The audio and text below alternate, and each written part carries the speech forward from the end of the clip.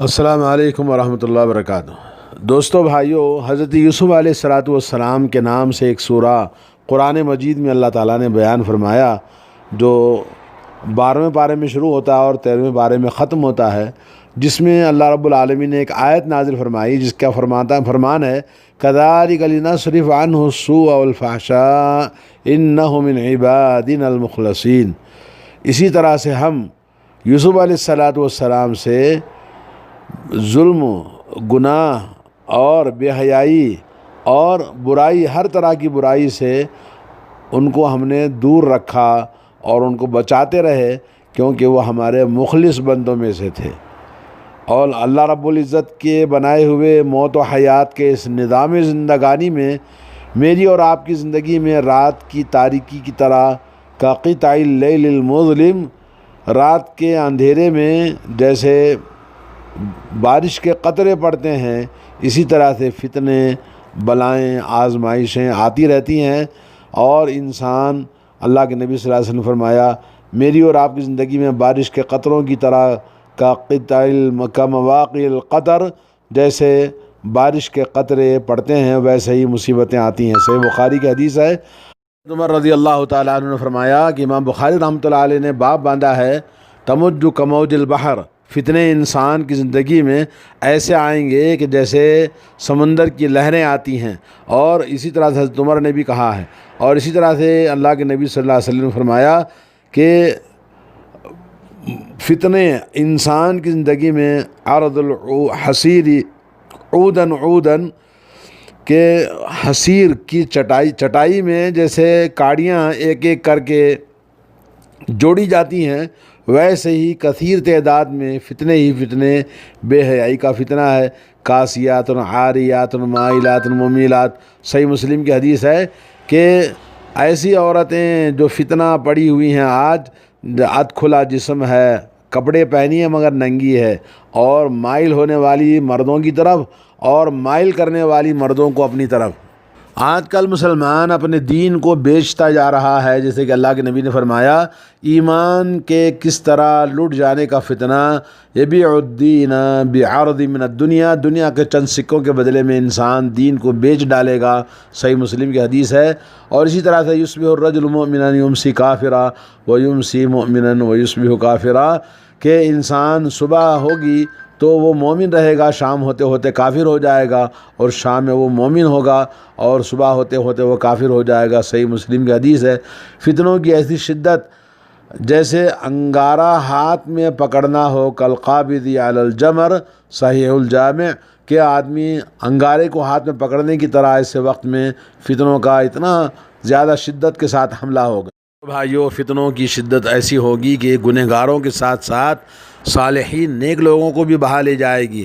واتقوا فتنة لا تصيبن الذين ظلموا منكم خاصة واعلموا ان اللہ شدید العقاب۔ سورہ انفال آیت نمبر 25۔ ایسی صورت میں مجھے کیا کرنا چاہیے کہ ان فتنوں سے نجات مل جائے اور سعادت مندی میرے مقدر بن جائے۔ ان السعید لمن جنب الفتن، نیک بخت وہ ہے جو فتنوں سے بچا رہے۔ سنن ابو داؤد کی حدیث ہے۔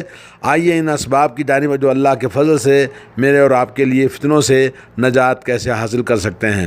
سب سے پہلے سورہ حدید میں اللہ تبارک و تعالیٰ آیت نمبر 28 میں فرماتے ہیں، یا ایھا الذین آمنوا اتقوا اللہ وآمنوا برسولہ یؤتکم کفلین من رحمتہ ویجعل لکم نورا تمشون بہ ویغفر لکم واللہ غفور الرحیم۔ اے ایمان والو، اللہ سے ڈرو اور اس کے رسول پر ایمان لاؤ، اور وہ تمہیں 2 حصے اپنی رحمت سے عطا فرمائے گا، اور تمہارے لیے ایسا نور بنا دے گا جس کے ساتھ تم چلو گے، وہ تمہیں بخش دے گا، اور اللہ بہت بخشنے والا، نہایت رحم کرنے والا ہے۔ تو نمبر 1 یہ ہے کہ اللہ پر ایمان رکھنا ہمارا سب سے بڑا نجات کا ذریعہ ہے، کہ ایمان اور عقیدہ ہمارا صحیح ہو۔ یہ درگاہ فاتحہ والا اور پیر و فقیر والا، مذہب و پرستی والا، مولوی پرستی والا، مفتی والا ایمان نہیں ہونا چاہیے، بلکہ خالص اللہ کی توحید ہونی چاہیے۔ نمبر 2، اللہ تعالیٰ پر توکل کرنا۔ سورہ طلاق میں اللہ نے فرمایا، وَمَن يَتَوَكَّلْ عَلَى اللَّهِ فَهُوَ حَسْبُهُ، اللہ تعالیٰ پر جو توکل کرتا ہے اللہ اس کے لیے کافی ہے۔ ہر اعتبار سے اللہ تعالیٰ ہر طرح سے اس کی حفاظت فرماتا ہے۔ تو ہمیں حالات کیسے ہی بگڑ جائیں، فتنے کتنے ہی کیوں نہ ہو، اللہ پہ ہمیں توکل ہونا چاہیے۔ نمبر 3، اللہ کی پناہ میں آنا، ہمیشہ اللہ رب العالمین سے پناہ طلب کرنا چاہیے۔ زید بن ثابت رضی اللہ تعالیٰ عنہ کی صحیح مسلم میں حدیث ہے، تعوذوا باللہ من الفتن ما ظہر منہ ما بطن، فتنوں سے اللہ کی پناہ میں آ جاؤ، اور ظاہری فتنے ہوں یا باطنی۔ اللہ کے نبی صلی اللہ علیہ وسلم اللہم انی اعوذ بک من فتنۃ المحیاء والممات، ہر نماز میں دعا فرمایا کرتے تھے، زندگی کے فتنے، موت کے فتنے، ہمیشہ اللہ سے پناہ مانگنا چاہیے۔ اور نمبر 4 ہے کہ آدمی شرک سے اجتناب کرے، ان کے لیے بھی امن و امان ہے۔ اور جیسے اللہ تعالیٰ نے سورہ انعام آیت نمبر 82 میں ارشاد فرمایا، الذین آمنوا ولم یلبسوا ایمانہم بظلم اولئک لہم الامن وہم مہتدون، اور وہ لوگ جو ایمان لائے اور جنہوں نے ظلم یعنی شرک و بدعات خرافات سے اپنے ایمان کو خلط ملط نہیں کیا، گدلا نہیں کیا، ان کے لیے امن و امان ہے، اور اللہ کی طرف سے ہدایت ہے، خوشخبری ہے ایمان والوں کو کہ ایمان خالص ہونے چاہیے۔ نمبر 5، علماء کی جانب رجوع کرنا جب ہمیں کوئی مسئلہ درپیش ہو۔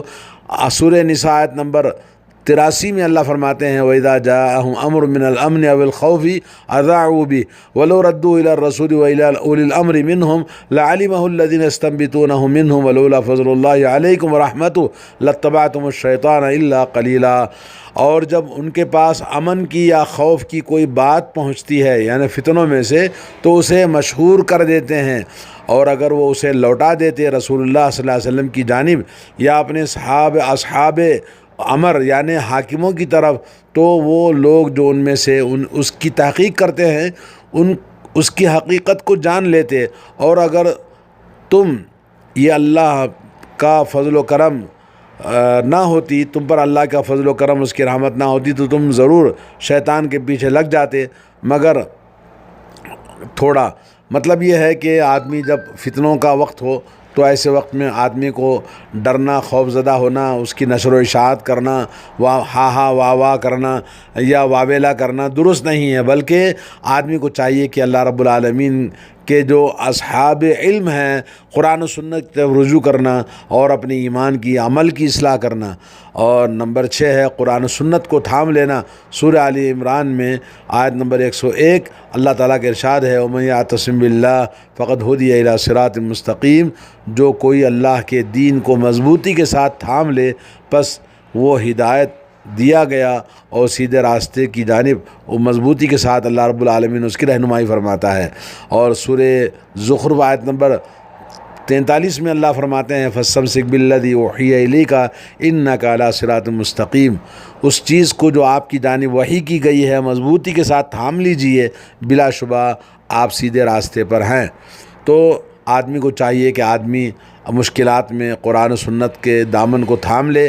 نمبر 7 جماعت کے ساتھ مل کر رہنا، اور اللہ کے نبی صلی اللہ علیہ وسلم سے حضرت عبداللہ بن عمر کی روایت ہے مستدرک حاکم میں، ید اللہ علی الجماع، جماعت پر اللہ تعالیٰ کا ہاتھ ہوتا ہے۔ تو آدمی کو چاہیے کہ اپنے آپ کو لوگوں سے، مسلمانوں سے، اسلام سے الگ نہ کرے، جو قرآن و سنت کا علم رکھتے ہیں ان کے ساتھ جڑے رہنا چاہیے۔ اور نمبر 8 عبادت الہی بجا لانا، کوتاہی نہیں کرنا چاہیے۔ حضرت معقل بن یسار رضی اللہ تعالیٰ عنہ کی صحیح مسلم میں حدیث ہے، العبادۃ فی الحرج کہجرۃ الیہ، فتنوں میں عبادت کرنا ایسے ہی ہے جیسے میری جانب ہجرت کرنا ہے۔ فتنوں کے وقت میں آدمی کو اللہ رب العالمین کی عبادت کی طرف رجوع زیادہ کرنا چاہیے، زیادہ عبادت میں لگے رہنا چاہیے۔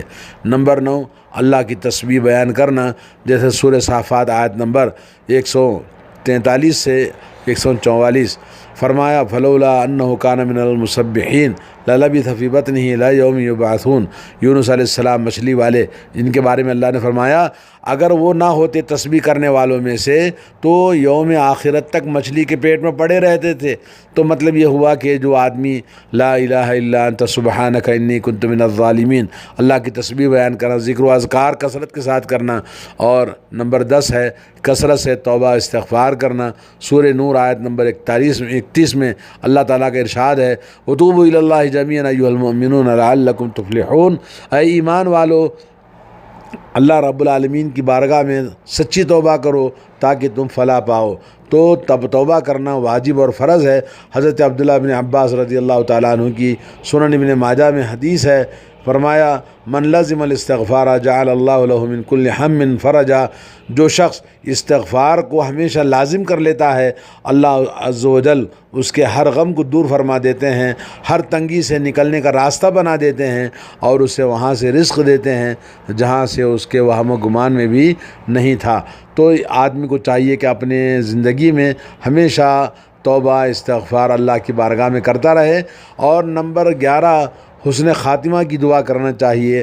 حضرت یوسف علیہ السلام کی دعا 101 نمبر میں سورہ یوسف میں اللہ نے فرمایا توفنی مسلم والحقنی بالصالحین، اے پروردگار مجھے حالت اسلام میں بلا دینا اور مجھے نیک لوگوں میں شامل فرما دینا۔ اور حضرت انس رضی اللہ تعالیٰ عنہ کی صحیح بخاری میں حدیث ہے لا تمنین احد منکم الموت، کسی بھی تکلیف کی وجہ سے کوئی تم میں سے موت کی تمنا ہرگز نہ کرے، ہاں اگر ضروری ہی ہے تو موت کے تعلق کہنا ہے تو یوں کہہ لے کہ اللہم احینی ما کانت الحیات خیرا لی وتوفنی اذا کانت الوفات خیرا لی، یہ دعا پڑھے، اے اللہ مجھے تب تک زندہ رکھنا جب تک زندہ رہنا میرے لیے بہتر ہے، اور مجھے فوت کرنا جب اس دنیا سے رخصت ہونا میرے حق میں بہتر ہے۔ نمبر 12 انسان شکوک و شبہات سے اجتناب کرے۔ ظاہر بات ہے شکوک و شبہات سے وہی آدمی بچ سکتا ہے جس کے پاس علم ہو، تو مطلب یہ ہوا کہ قرآن و سنت کا علم حاصل کرے اور شکوک و شبہات سے بچے۔ حضرت نعمان ابن بشیر رضی اللہ تعالیٰ عنہ کی صحیح بخاری میں حدیث ہے، فرمایا فمن اتقى الشبہات استبرأ لدینہ وعرضہ، جو شخص نے اپنے آپ کو شکوک و شبہات سے بچا لیا تو اس نے اپنا دین بھی بچا لیا، اپنی عزت و آبرو بھی بچا لیا۔ اور دوستو فتنوں کے وقت میں آدمی الگ تھلگ لوگوں سے دور فتنوں کے جگہوں پہ نہیں جانا چاہیے، جیسا کہ آج کل ہمارے یہاں ماب لنچنگ ہوتی ہے تو کہیں کچھ اور فتنے ہوتے ہیں، تو فتنوں میں آدمی کو نہیں جانا چاہیے، اکیلے نہیں جانا چاہیے۔ حضرت ابو سعید خدری رضی اللہ تعالیٰ عنہ صحیح بخاری میں حدیث ہے کہ یوشک ان یکون خیر مال المسلم غنم یتبع بها شعف الجبال، قریب ہے کہ مسلمان کا بہترین مال وہ بکریاں ہوں گی جنہیں وہ پہاڑوں کی چوٹیوں اور بارش کے مقامات پہ لے جائے، ان فتنوں سے دین کو محفوظ کرنے کے لیے راہ فرار اختیار کرے۔ تو آدمی کو چاہیے کہ فتنوں کے مواقعوں سے اپنے آپ کو بچا کے رکھے۔ نمبر 14 خون ریزی سے باز رہنا چاہیے۔ حضرت عبداللہ بن عمر کی حدیث ہے صحیح بخاری میں لا یزال المؤمن فی فسحۃ من دینہ ما لم یصب دما حراما، مومن آدمی جب تک حرام خون کسی کا نہیں کرتا، مرتکب نہیں ہوتا، وہ اپنے دینی اعتبار سے وسعت میں رہتا ہے، کشادگی میں رہتا ہے دین کی۔ نمبر 15 قوانین کی پاسداری کرنا۔ حضرت عبداللہ بن مسعود رضی اللہ تعالیٰ عنہ کی صحیح بخاری میں حدیث ہے انکم سترون بعدی اثرتاً، بے شک ان قریب تم میں سے میرے بعد ایسے ترجیحات دیکھو گے اور ایسے امور ایسی چیزیں دیکھو گے جنہیں تم ناپسند کرو گے کیونکہ وہ قرآن و سنت کے خلاف ہوں گے۔ انہوں نے کہا اے اللہ کے رسول صلی اللہ علیہ وسلم آپ ہمیں کیا حکم دیتے ہیں؟ آپ نے فرماتے ہیں کہ ان کے حقوق تم ادا کر دو، یعنی ظالم حکمرانوں کے حقوق ادا کر دو، ان کے خلاف آواز نہ کرو، مظاہرے نہ کرو، اور اپنے حقوق کا اللہ سے سوال کرو، اپنے حقوق کا اللہ تعالیٰ سے مطالبہ کرو۔ مطلب یہ ہے کہ ظالموں کے خلاف میں جیسے مظاہرے کرتے ہیں تو نقصانات اور فتنوں میں پڑ کر انسان جان و مال، جیسا کہ اسلامی ممالک کا اس وقت حال ہے، ملک کے ملک تباہ ہو گئے، سیریا ہے، فلسطین ہے، اور مختلف ممالک ہیں جو یہودیوں نے، مسلمانوں نے یمن اور مختلف ممالک کو جیسے تاراج کر دیا، کیونکہ ظلم کے خلاف مسلمانوں نے آواز اٹھایا تو مسلمانوں نے مسلمانوں کو تباہ کر دیا۔ اور نمبر 16 صبر و استقامت کا مظاہرہ کرنا۔ حضرت عبداللہ بن مسعود کی حدیث ہے کہ ان من ورائکم زمان صبر للمتمسک فی اجر 50 شہیدا منکم، بے شک میرے بعد میں صبر کا ایسا زمانہ آئے گا کہ جس میں صبر و استقامت کا مظاہرہ کرنے والے کے لیے تم میں سے 50 شہداء کے برابر اجر و ثواب ہوگا۔ لوگوں نے پوچھا یا رسول اللہ یا ہم میں سے یا ان میں سے؟ بولے نہیں، تم میں سے 50 لوگوں کے برابر اس کو ثواب ملے گا۔ سبحان اللہ۔ تو دوستو، فتنوں کے وقت میں آدمی کو صبر و استقامت کے ساتھ کام لینا چاہیے۔ اللہ تعالی ہم سب کی حفاظت فرمائے۔ نمبر 17، فتنوں کی اشاعت سے بچنا چاہیے۔ حضرت عقبہ بن عامر رضی اللہ تعالیٰ عنہ کی حدیث ہے، قلت یا رسول اللہ من نجات، میں نے کہا اے اللہ کے رسول، نجات کیسے ہم ممکن ہے؟ آپ صلی اللہ علیہ وسلم نے فرمایا، اپنی زبان کی حفاظت کیجیے، اپنے گھر میں وقت گزاریے، اپنے گناہوں پہ آنسو بہائیے، یہ آپ کی نجات کا ذریعہ ہے۔ صحیح ترغیب و ترہیب میں۔ اور نمبر 18، صحابہ کرام کی سیرت کو اپنانا۔ سورہ انعام آیت نمبر 90 میں اللہ نے فرمایا، الذین اولئک الذین ھدی اللہ فبہداہ مقتدی، یہی وہ لوگ ہیں جن کو اللہ رب العزت نے ہدایت سے نوازا تھا، تو آپ بھی ان کے طریقے کی اقتداء کیجئے۔ یعنی انبیاء علیہ الصلوۃ والسلام کا ذکر فرمانے کے بعد میں یہ حکم دیا ہے۔ اور علم کے مطابق نمبر 19، عمل کرنے کی کوشش کرنا۔ وَلَوْ أَنَّهُمْ فَعَلُوا مَا يُوعَظُونَ بِهِ لَكَانَ خَيْرًا لَهُمْ، بلا شبہ وہ جو نصیحت کی جاتے ہیں، اگر وہ ایسا کر لیتے تو ان کے لیے بہتر ہوتا اور دین میں ثابت قدمی کا ذریعہ بن جاتا۔ نمبر 20، برائی سے منع کرنا، لوگوں کو برائیوں سے روکنا۔ حضرت ابوبکر صدیق کی صحیح ابن حبان میں حدیث ہے کہ بے شک لوگ جب ظالم کو دیکھیں اس کے ہاتھ نہ پکڑیں، یا فرمایا برائی کو دیکھیں اور اسے نہ بدلیں، تو ممکن ہے کہ اللہ ان سبھی کو اپنے عذاب میں مبتلا کر دے گا۔ تو یہ تمام فتنے آپ نے سنے۔ اللہ رب العزت سے دعا ہے کہ اللہ خالق و مالک مجھے اور آپ کو دور حاضر کے تمام فتنوں سے محفوظ فرمائے، خاتمہ بالایمان فرمائے، اور جنت الفردوس میں اپنا دیدار کا مستحق بنائے۔ آمین یا رب العالمین۔ السلام علیکم ورحمۃ اللہ وبرکاتہ۔